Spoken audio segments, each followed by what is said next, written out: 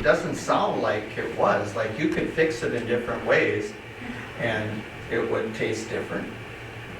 I don't think it was like tofu. I mean, but Where Mrs. Moses' cookbook is, you're right. that's right. 101. Julia Childs wasn't around then. I was did the livestock eat banana? Well, how did they survive? I would imagine They had to. they had to. That's a good point. It doesn't say that. No, but how did they survive? Yeah, They mean, moved. the They had all slim the animals pickings. moved with them. Yeah, I mean, to feed that many cattle and sheep and goats, it would have been a mammoth task just to do that For 40 years. for 40 years. So then Moses, remember he is human. He has a complaint and he's kind of burned out. Which, I mean, humanly speaking, you can understand. I mean, he's had to deal with this over and over again. And then the people start murmuring again. And he kind of says, you know, I've had it, kind of like Elijah, you know, let me die. I don't want to keep going. That's getting pretty bad when you get, so you just want to, you know, let it all go. I was watching, we were watching Downton Abbey, and the grandma, who has a lot of great one-liners, she was being cared for by this lady that she didn't like. And the doctor came in and just said, you know, because she was getting tired of the lady, she said, and the doctor said, well, your reward will be in heaven. And she says, the sooner the better.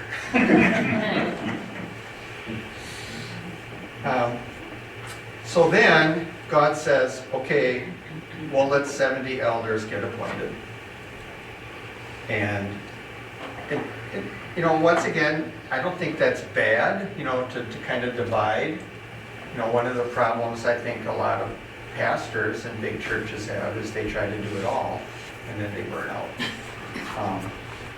You know, it's debatable whether that was the right move or not. I can see both sides of the argument.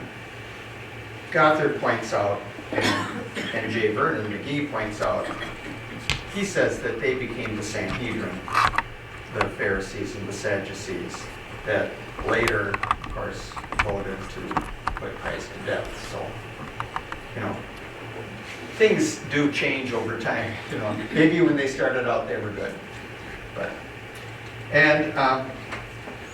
so it is good to share responsibility and not put it all on one person. And you know, Jesus multiplied his disciples too to spread things out to give everybody, you know. So you had the 12. I mean, he also had the 3, which were special, but you had the 12 and you had the 70-ish, and then you had, you know, the 500 that were at when Jesus ascended. And so, and of course, it's not going to get done with just one person, even with the advent of the internet.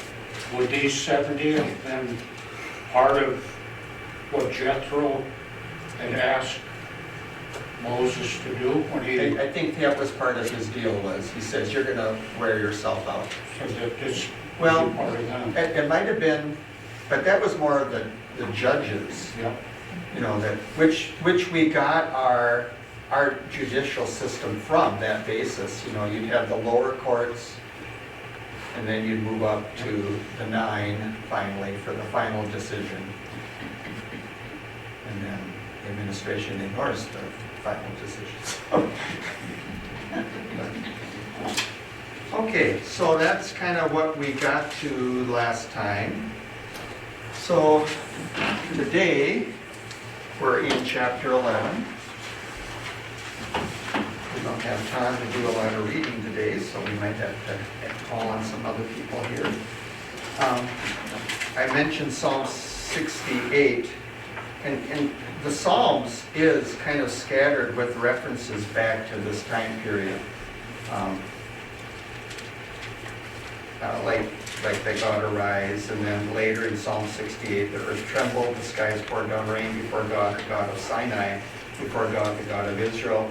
You, God, showered abundant rain, you revived your inheritance when it languished, your people settled in it. By your goodness you provided for the poor. Then, just day after day he bears our burdens. God is our salvation. Psalms 66. Shout joyfully to God, all the earth. Sing the glory of his name. Make his praises glorious. Say to him, how awe-inspiring are your works. He turned the sea into dry land. They crossed the river on foot. There we rejoiced in him. He rules forever by his might. He kept his eye on the nations. The rebellious should not exalt themselves. So,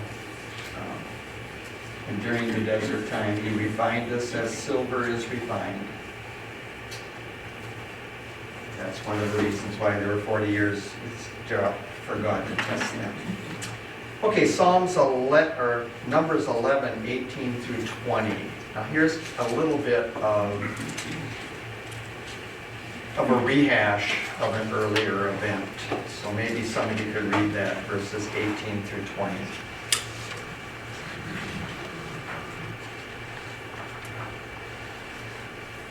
Tell the people, consecrate yourselves in preparation for tomorrow, when you will eat meat.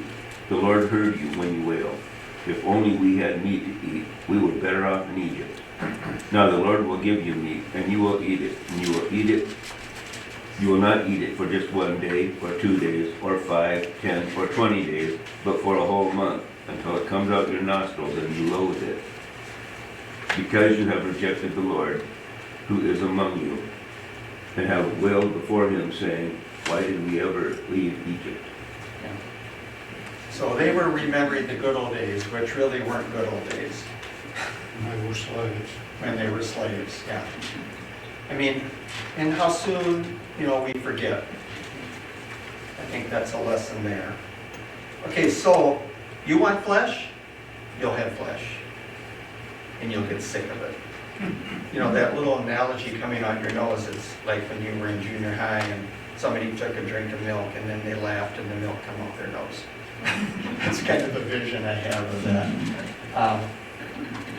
And so there were some natural consequences here. Now they got sick.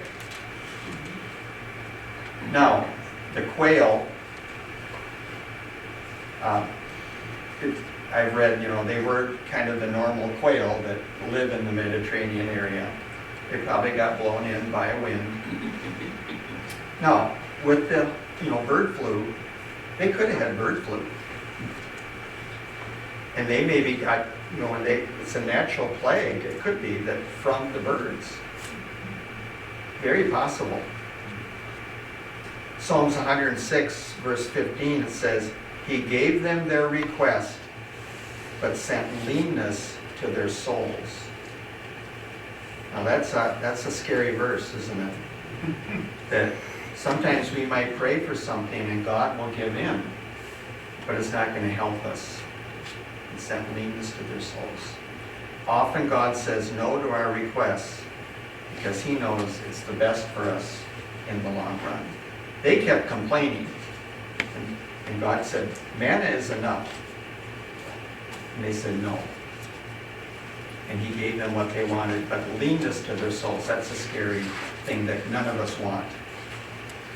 So 21 through 23, Moses is saying here, okay, and let's read that too. Somebody continue that, 21 through 23. Moses said, the people among whom I am are 600,000 on foot.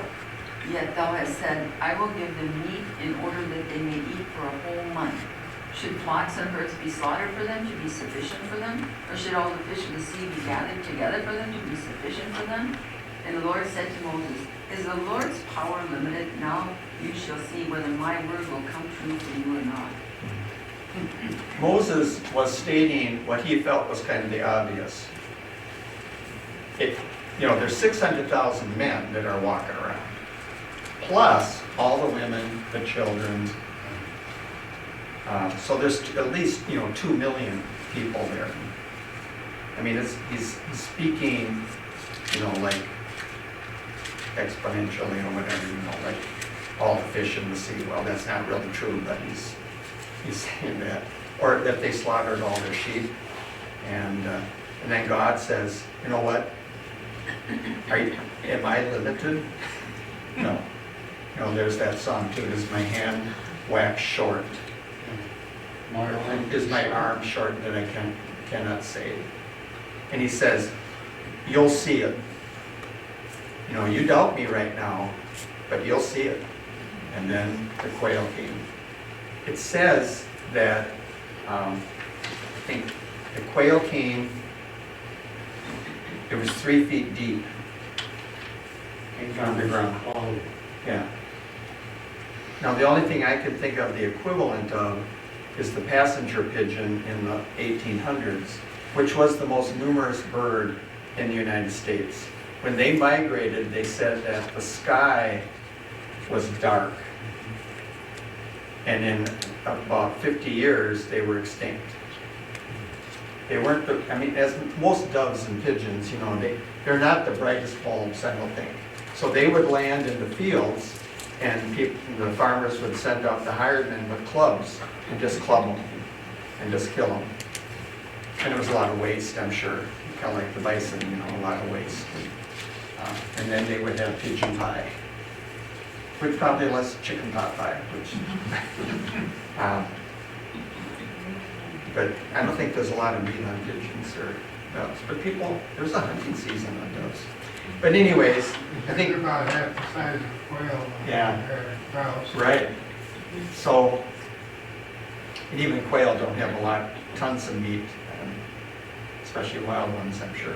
But, so, and just a little sidelight, the last passenger pigeon died in the Cincinnati Zoo in 1916. They looked all over to find a male, and they couldn't. And so much. And there's at the Bell Museum in St. Paul campus, they do have a couple of mounted passenger pigeons that were shot by Lake Minnetonka back in the day. Okay, so 24 through 25, and then, so God's Spirit comes down on those 70, and they start prophesying, which was a sign back in those days of the Spirit coming down upon you. Now, in verses 25 through 30, so 2 of the young men are in camp now, and they're prophesying. I'm not sure if I think they're just proclaiming. I don't know if they're predicting anything. Prophesying is a double meaning. They're, telling about God or whatever. And Joshua, he was concerned. He kind of goes running to Moses and says, hey, you know what? These 2 guys are prophesying in the camp. What are you going to do about it? And Moses said, nothing. He says, I'm not going to be jealous.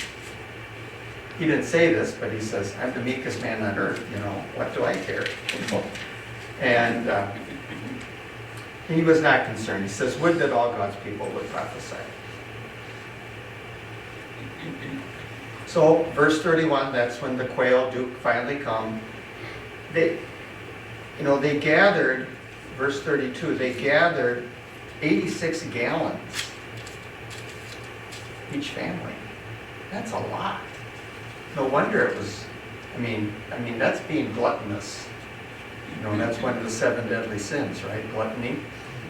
And they were kind of these, and then, they have the plague. And whether it was bird flu or not, we don't know. Or whether it was just a special plague that God put on them. But it is associated with those birds somehow.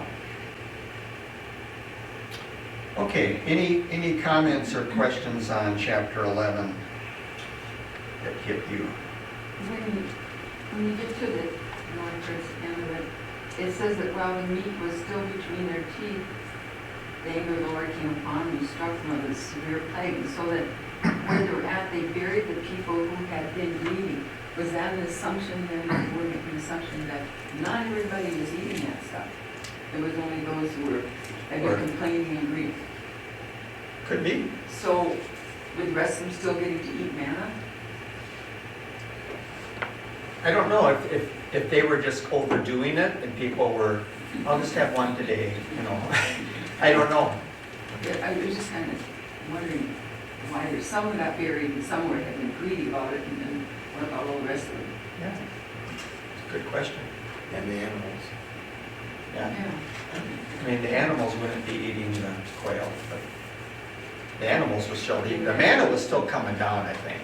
Yeah, if Yeah, the manna here. was still coming, then it was those who were complaining and stuff decided they were gonna have quail no matter what. Yeah. And then they just overdid it. Yeah. Well, It was like a buffet. You know, I'm gonna get my money's worth here. You know, who knows if it's gonna be back tomorrow. Well, and back earlier, it said, it's not gonna be just one day or 2 days, you're gonna get a whole month though. Yeah. Until it comes out of your nostrils and becomes loathsome to you. Yeah. Well, I mean, that's like, wow, wow. I think if I was told that, I'm not gonna mess with that. And were they not even, I mean, some of them might not even been cooking it. Yeah. Do they have quail for the rest of the time they live in the It desert? says just for 30 days. From one, 30 days. That's all that happens for 30 days. 30 days. Yeah. Manna. Yeah. I think the manna was still coming down. It doesn't say that. no, I would assume that it was still coming down, like Ken was saying, for feeding the animals and those who were not and those that, drought. That doesn't sound. It doesn't say that Grouse most- about the food. it doesn't say that Moses had quail. They probably appreciated the manna after the month. But there was quite And a they said, diet. yeah, you know, this isn't real bad. I'm reading a book about the Holocaust and the live in Auschwitz, and when they got food, they didn't only give them blood, but water for so long that this one mom who saved herself and her daughter said, if she wanted to eat it, she goes, no, we cannot eat that, we are not ready to do that, and we have to kind of prepare their stomachs for something like that, so Yeah. they have to take a long time, and maybe that's, Maybe they lost some enzymes for digesting meat, I don't know. yeah, I mean, there was going up having diarrhea at those camps, so Yeah, I don't right. know, you know. And that was Back, true, you know. that was true of the prisoners of war during the Japanese camps. You know, they were gathering just leaves to eat and stuff like that, so, right. And when they were given food, you couldn't overdo it. Right, because they, many of those people did die from it, Yeah. because they ate too much. Yeah, so it could be That's multiple reasons. Yeah. So the old saying, be careful what you wish for. Okay, well, Numbers 12 now, we have a case of sibling rivalry. We're going to see a little clip from that. Let's see.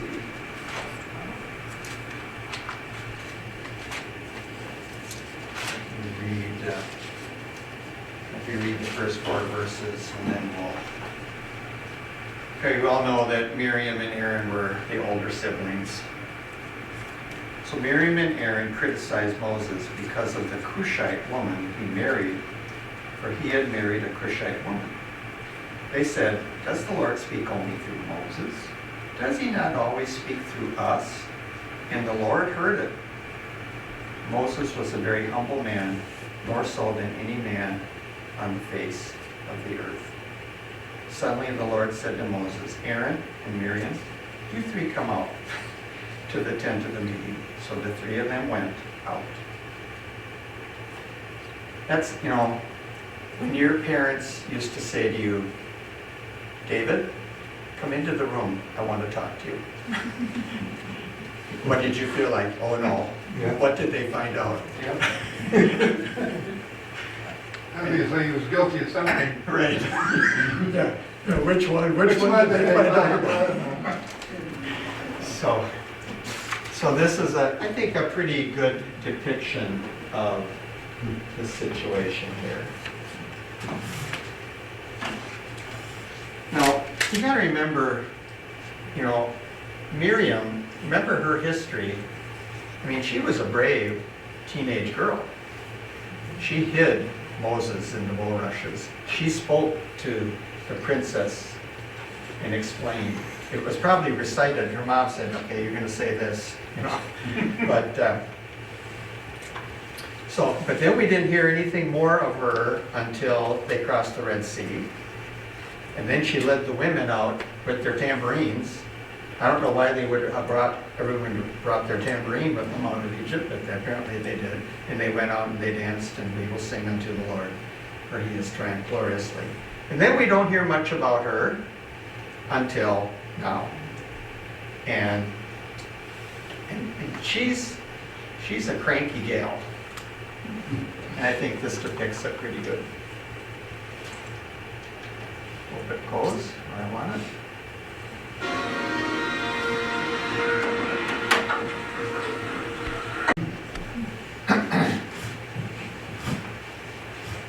I don't think Miriam complained again. One of the shortest prayers in the Bible. Lord, heal her. And God answered.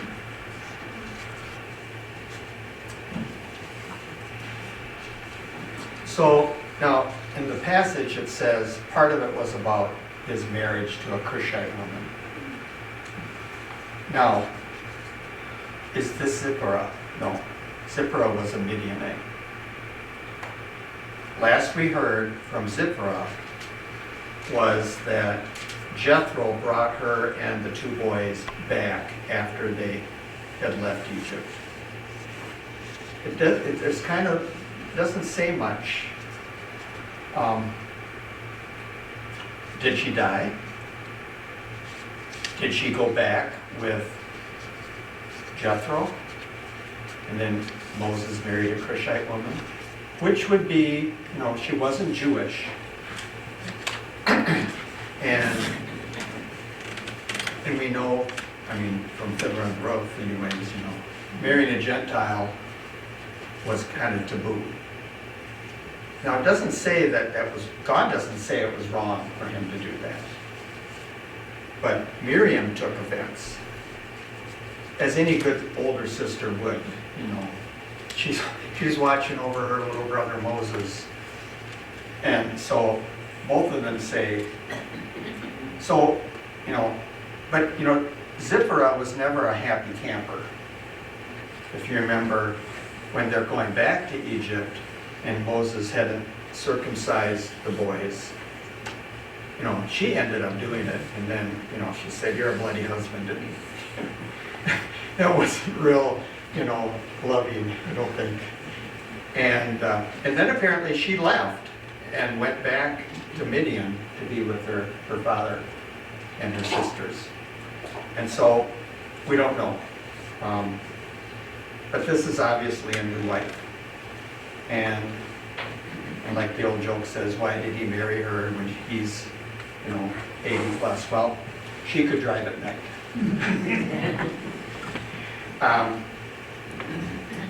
Well, Miriam uses this pretext to criticize him, and weak-kneed Aaron goes along with it.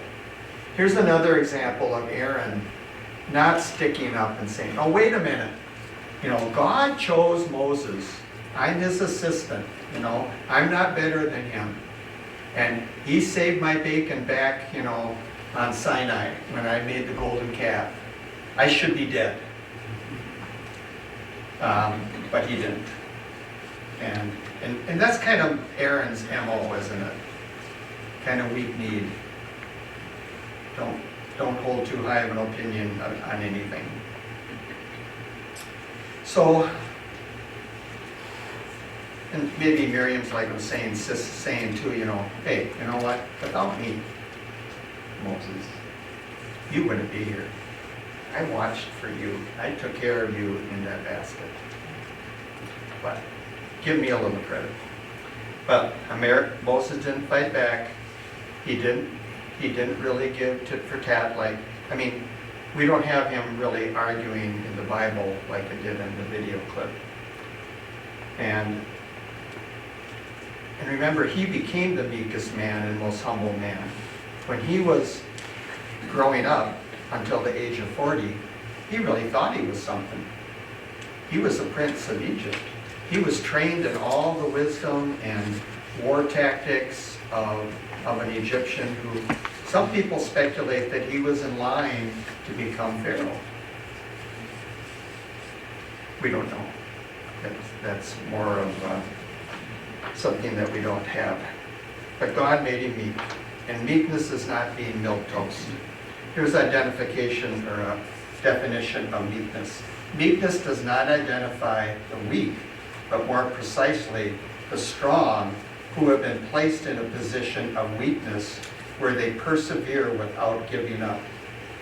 The use of the Greek word when applied to animals makes this clear, for it means lame when applied to wild animals. He was dependent on God. He knew that. I mean, he had his lapses, right? I mean, he hit the rock when he was supposed to speak to it. And even this, when he's complaining, saying, I want to die, I've had it, take me home. In the Holman Bible Dictionary, it says, a personality of gentleness and humility, the opposite of which is pride. Meekness does not refer to weakness or passivity, but to controlled power. Aristotle described meekness as the middle position between excessive anger and being excessive lame. So, but God doesn't take the whole situation lightly, and verses 5 through 9. So, when the Lord descended in a pillar of cloud, stood at the entrance of the tent, and summoned Aaron and Miriam, when the two of them came forward, he said, listen to what I say. If there's a prophet among you from the Lord, I make myself known to him in a vision. I speak with him in a dream. Not so with my servant Moses. He is faithful in all my household. I speak with him directly, openly, not in riddles. He sees the form of the Lord. And then the clincher, so why were you not afraid to speak against my servant Moses? The Lord's anger burned against them, and he left. As the cloud moved away from the tent, Miriam's skin suddenly became diseased, as white as snow. Then Aaron turned towards her. He saw that she was diseased, and he said to Moses, my Lord, please don't hold against us this sin which we so foolishly committed. Please don't let her be like a dead baby whose flesh is half eaten away when it comes out of his mother's womb. Boy, that's a pretty graphic verse, not a good memory verse. Then Moses cried out to the Lord, God, please heal her. Pretty succinct. And then the Lord answered Moses, if her father had merely spit in her face, wouldn't she remain in disgrace for 7 days? Let her be confined outside the camp for 7 days. After that, she may be brought back in. So Miriam was confined outside the camp for 7 days, and the people did not move until Miriam was brought back in. After that, the people set out for Hazeroth and camped in the wilderness of Paran. Well, that's God does not take this whole thing lightly, does he? There's in Watchman Nee's book, Spiritual Authority, he says to rebel against God's appointed authority is to rebel against God. Well, there are prophets, and then there's Moses. He's faithful in all my house. He's still a servant, but he's faithful in all my house. And just think of the privileges that Abraham and Moses had. They were the ones that came down on the Mount of Transfiguration. Or Moses did, and Elijah. But Moses certainly has a special place even today among the Jews. I mean, he's the guy. Yet God appeared to Abraham in dreams, and came in human form to inform him of Isaac. And God gave Jacob dreams, and Joseph was special too. But God says Moses is the real deal. Face-to-face encounters.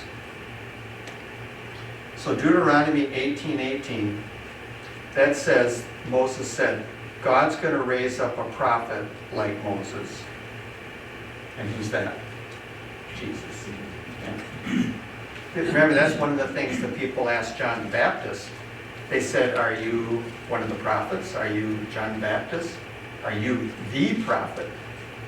He says no. So Miriam became white as snow with leprosy. You know what? And Moses didn't say, like, maybe I would have said, serves you right. Or even think that way. He was so gracious. And I think that was portrayed, in the video pretty well.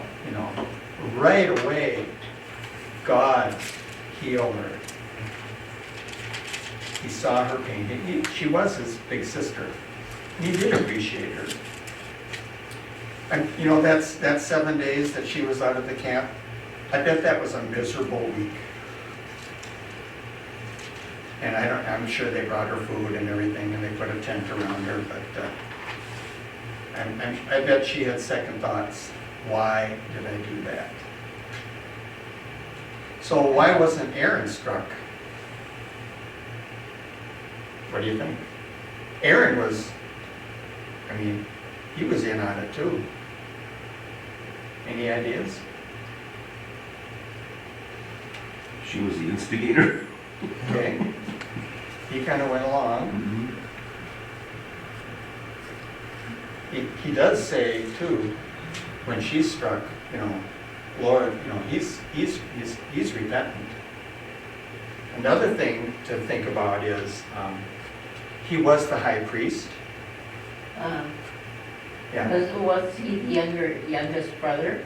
He was in between Miriam and Moses. Okay. Yeah. So, He was the middle child. They always had problems. Yeah. Were you going to say more? Or no? Okay. So being a high priest, he could not function if he had leprosy. They needed him as the high priest, as flawed as he was. Well, maybe the fact that he confessed it. He maybe wasn't as guilty as Miriam was. He repented, actually. He was, We've done wrong. Yeah. He admitted it. right. He was just kind of going along to get along. Yeah. He didn't want to argue with Miriam, it looks like. She must have been quite the gal. well, she was kind of the boss of the family. Yeah? Are you saying all older sisters are bossy? They can be, right? They can be. Right. The surrogate mom. Mom says. Verse 11, that he was repentant, Aaron was right away. Right. Yeah. Well, and he probably saw what happened to Miriam. Yeah. I'm sorry. I don't want what she got.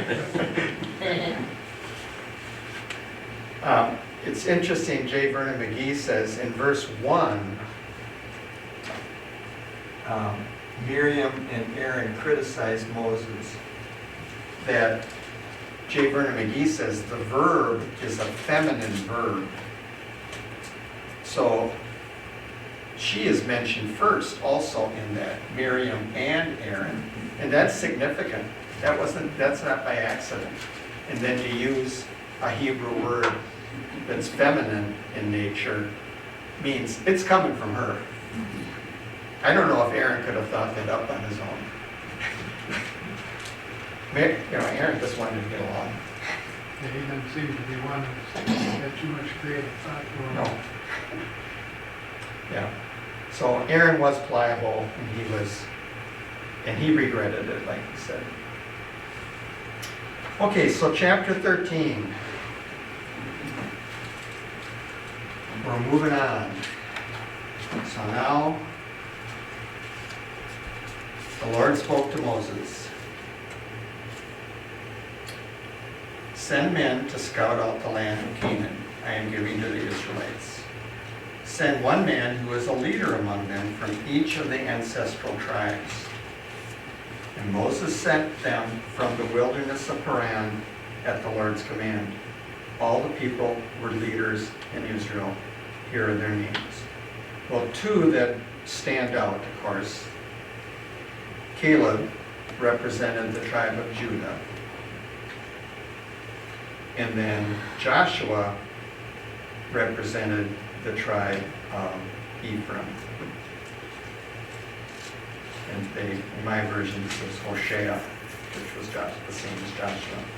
The old joke, Joseph, Joshua, son of Nun, the old joke is, who did not have a mother and father? Joshua, he was the son of Nun. Now, I think there's a little bit more to the story, though, than what's in Numbers. So we're going to get to Moses' instructions, but if we turn to Deuteronomy chapter 1, I think it gives a little bit different insight on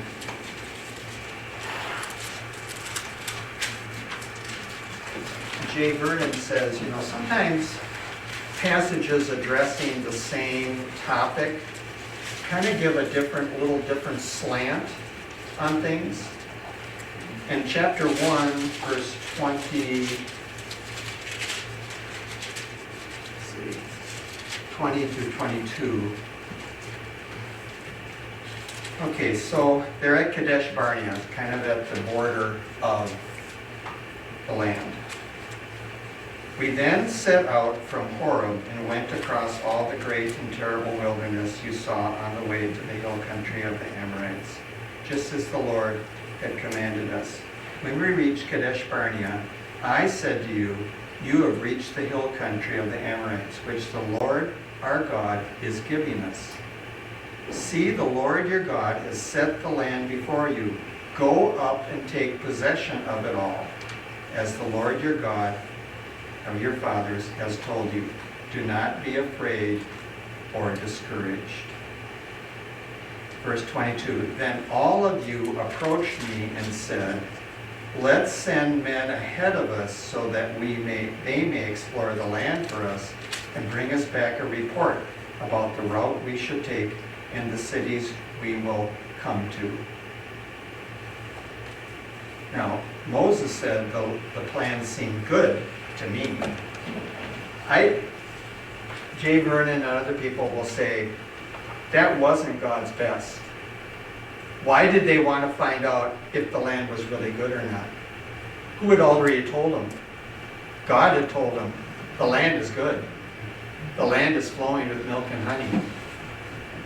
And I promised, I'm going to drive them out. I'm going to even send hornets in front to drive out the people. And they're afraid of you. God's already said that. And they said, well, I don't know. We're not sure. It was really a lack of faith, I think. That's, you could interpret it that way, especially with the Deuteronomy. With just the Numbers version, you might think that God planned it that way. But I think God was saying, okay, once again, have your way. And of course, that was not the right plan. That was a disaster. It was not the plan of God, but God allowed it. Their request was perhaps motivated by fear of the unknown and perhaps lack of faith. God had done so much for them. God had already spied out the land and said it was a land flowing with milk and honey. Application to us, Psalms 37:5, it says, commit your way unto the Lord, trust also in him, and he shall bring it to pass. Even Gideon, God told Gideon, I'm going to deliver the Midianites into your hands. But, Gideon kind of said, well, I'm not real sure. So why don't you do this? Okay, that's pretty good. Well, why don't you do this? And then even after that, he was afraid. And so he sent him down to hear a dream. So it is human nature, which we understand. So, God is patient with that too. yeah. I mean, and God, in his foreknowledge, he knew what was going to happen. He said, send 12 good men. I mean, this was the cream of the crop. These were the leaders. So everyone too, the reason he had 12 men from each tribe is everyone in each tribe had a vested interest in the deal. They knew that their tribe was going to be getting their own slot of land. And so they picked a leader that they wanted, that they trusted. Well, I'm sure too there was some tribalism and mistrust that was going on. Like, we want us represented here too, and you know, we're not going to let that tribe of Judah go in and tell us, you know, where we're going to be. We're going to get our slot. So there's a lot of tribalism, like even in modern times, up in, you know, the Iron Range, all the little towns up in the Iron Range, very tribal in their, you know, like if you were from Evelyn, you didn't marry a girl from Virginia. If you were in Hibbing, you didn't date a girl from Chisholm. I mean, that was really like, oh man, what are you doing? And the old joke in the bar in Evelyn, where they were saying, what happened to our hockey teams? And some guy said, well, they started marrying Virginia girls to loot the gene pool. So That'll do it. that'll do it. Well, even, you know, Anoka and Andover, you know. There you go. Yeah. How long did, how far into the 4 years was this when they expired? Well, this is when they first got there. So now they're going to spend 40 years. So it's been just a year. It's been a fairly short amount of time, but they've seen a lot. They've had the manna, and I forget if we had talked about how long it would actually have taken them to get there just by, you know, walking. And it wasn't that long. Good You know? day.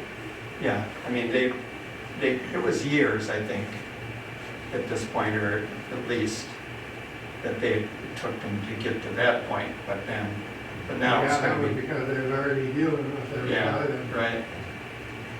So, now the real notables, like I said, are Caleb and Joshua. And they're the only ones that eventually make it. And it sounds like Mrs. Joshua didn't make it, Mrs. Caleb didn't make it. Their children made it that were less than 20.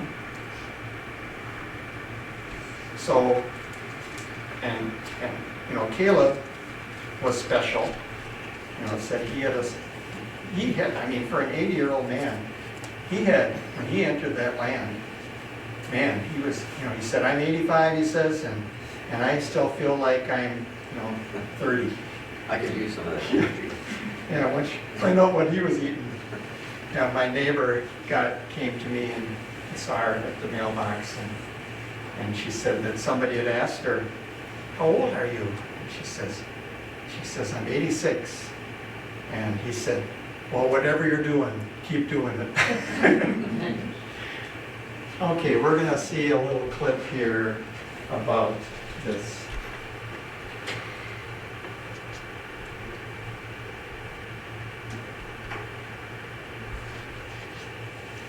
So we'll get this up, and I don't think this is copyrighted, but we'll see. Remember the old Sunday school song too, where the kids would sing, 12 men went to spy on the king, and 10 were bad, and 2 were good. Okay. Okay, let's see if I can get it up here.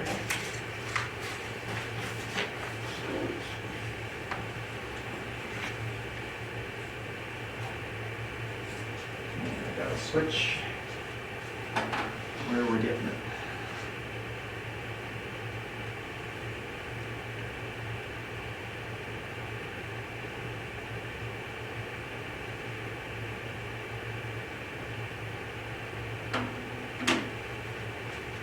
So this is animated.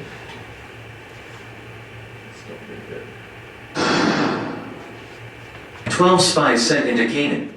After leaving Egypt, the freed Hebrew slaves moved through the wilderness on their way to the land God had promised them. As they approached Canaan, they stopped in the wilderness of Zin at a place called Kadesh Barnea. The Lord instructed Moses to select a leader from each of the 12 tribes to go and check out the land. Moses chose a leader from each tribe. Their names were Shammua, Shaphat, Caleb, Ijel, Joshua, Palti, Gadiel, Gadi, Amiel, Sethor, Nabi, and Gul. Moses told them to find out whether the people in Canaan were strong or weak. How big were their towns and where they were fortified? Was the soil fertile or barren? He also asked them to bring back some fruit of the land. The 12 spies set out from Kadesh Barnea through the Negev desert, where the Amalekites lived, then made their way up into the hill country. They saw very tall and strong people who were descendants of Anak. 7 they moved north through the hill country where the Hittites, Jebusites, and Amorites lived, and then around the river Jordan and Lake Galilee where they saw Canaanites. The towns and cities were large and well fortified.